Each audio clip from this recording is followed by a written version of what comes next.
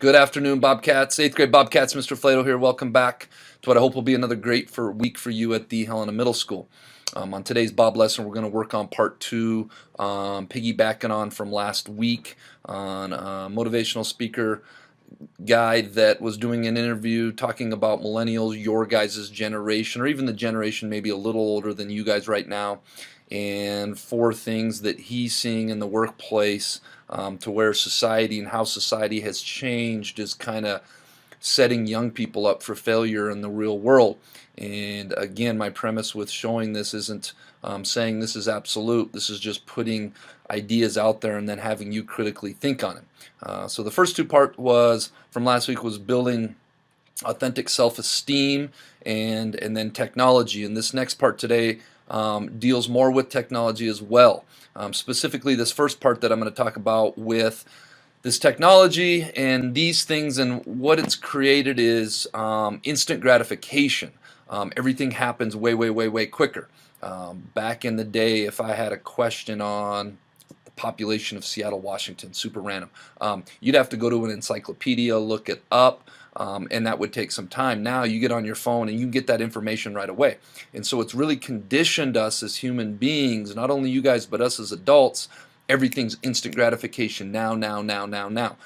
Technology has made our lives easier in a way, but it's also set us up for failure when we're used to getting everything right away. Likes on social media, information right now, communication right now. That's not transforming or ascending over to the workplace where we don't get instant gratification. I have a friend right now that I've mentored that's 22 years old, and he just graduated college, and now he's trying to figure it out. And it's like I told him, hey, you're not going to come out and get your perfect dream job right out the gate. You may not get a job that fulfills all your values like we talked about before, or all your interests. It takes time now to build it. And when we're so used to an instant gratification world here, and then we get in the real world, okay, it's not overly congruent. One of the messages I want you guys to take from this first segment is all things with true value, whether it's work satisfaction, job satisfaction, relationship satisfaction, it takes time. Anything with true value takes time. Let's get rock and rolling and on this first part.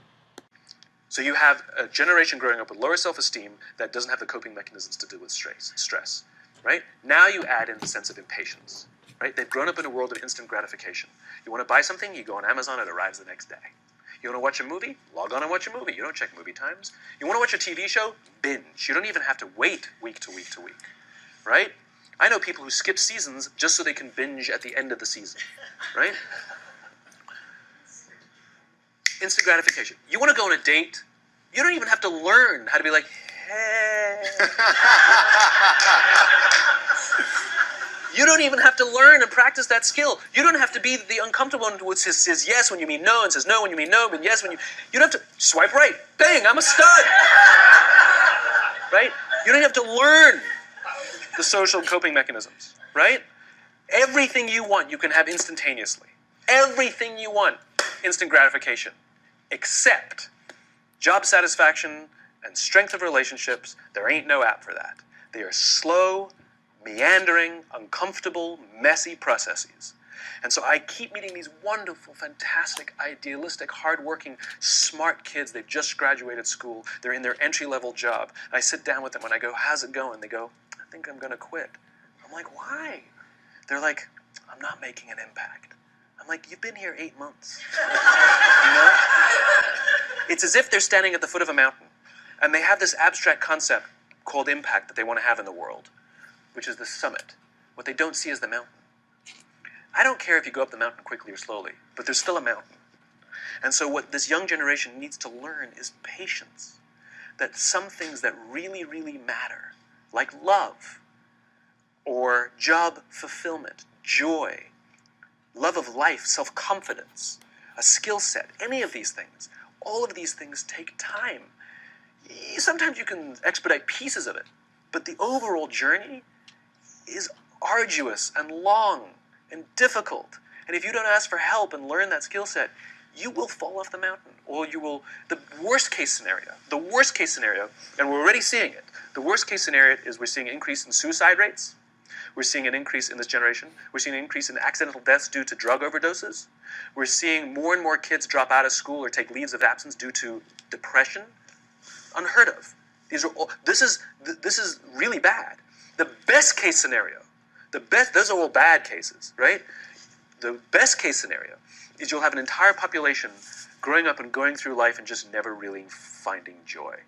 They'll never really find deep fulfillment in work or in life. They'll just waft through life and it'll be just, it's fine. How's your job? It's fine. The same as yesterday. How's your relationship? It's fine. Like that's the best case scenario. All right, and this fourth last part talks about the environment that a lot of these corporations and work environments are. They're so different from school. One of the reasons that we have the cell phone policy that this gentleman is going to talk about is so many times we're so dialed into this instead of having the ability to build real relationships. I see this every morning when I come in the cafeteria. Undoubtedly, you've got a few people visiting, but most people are doing this. When you get out in the real world, you have to be able to have real face-to-face interactions to be successful in the workplace. So let's get going on this last part. Hope you guys enjoyed this series. Which leads me to the fourth point, which is environment. Which is we're taking this amazing group of young, fantastic kids who were just dealt a bad hand. It's no fault of their own. And we put them in corporate environments that care more about the numbers than they do about the kids. They care more about the short-term gains than the long-term life of this young human being. We care more about the year than the lifetime, right? And so we are putting them in corporate environments that aren't helping them build their confidence, that aren't helping them learn the skills of cooperation, that aren't helping them overcome the challenges of a digital world and finding more balance, that isn't helping them overcome the need to have instant gratification and teach them the joys and impact and the fulfillment you get from working hard on something for a long time that cannot be done in a month or even in a year. And so we're thrusting to them in corporate environments, and the worst part about it is they think it's them. They blame themselves. They think it's them who can't deal. And so it makes it all worse. It's not. I'm here to tell them it's not them. It's the corporations. It's the corporate environments. It's the total lack of good leadership in our world today that is making them feel the way they do. They were dealt a bad hand, and I hate to say it, but it's the company's responsibility. Sucks to be you, like we have no choice, right? This is what we got, and I wish that society and their parents did a better job. They didn't. So we're getting them in our companies, and we now have to pick up the slack. We have to work extra hard to figure out the ways that we build their confidence. We have to work extra hard to find ways to teach them the social skills that they're missing out on. There should be no cell phones in conference rooms. None. Zero. And I don't mean the kind of like sitting outside waiting to text. I mean like when you're sitting and waiting for a meeting to start, this is what we all do. We all sit here and wait for the meeting to start. Meeting starting? Okay. We start the meeting. No, that's not how relationships are formed. Remember we talked about it's the little things? Relationships are formed this way. We're waiting for a meeting to start and we go, how's your dad? I heard he was in the hospital. Oh, he's really good. Thanks for asking. He's actually at home now. Oh, I'm really glad. That was really amazing. I know, it was really scary for a while. That's how you form relationships. Hey, did you ever get that report done? Oh my God, no, I didn't. I'll help you out. Can I help you out with that? Really? That's how trust forms.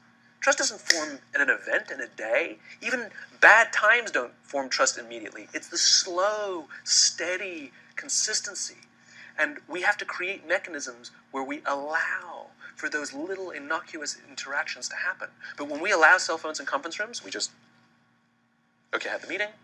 And then my favorite is like when there's a cell phone there and you go like this, you go. It rings and you go. I'm not going to answer that. Mr. Magnanimous, you know? When you're out for dinner with your friends, like I do this with my friends. When we're going out for dinner and we're leaving together, we'll leave our cell phones at home. Who are we calling? Maybe one of us will bring a phone in case we need to call an Uber or take a picture of our meal. Goes without saying, come on. I mean, I'm an idealist, but I'm not insane. You know? Not a heathen. I mean, it looked really good. We'll take one phone.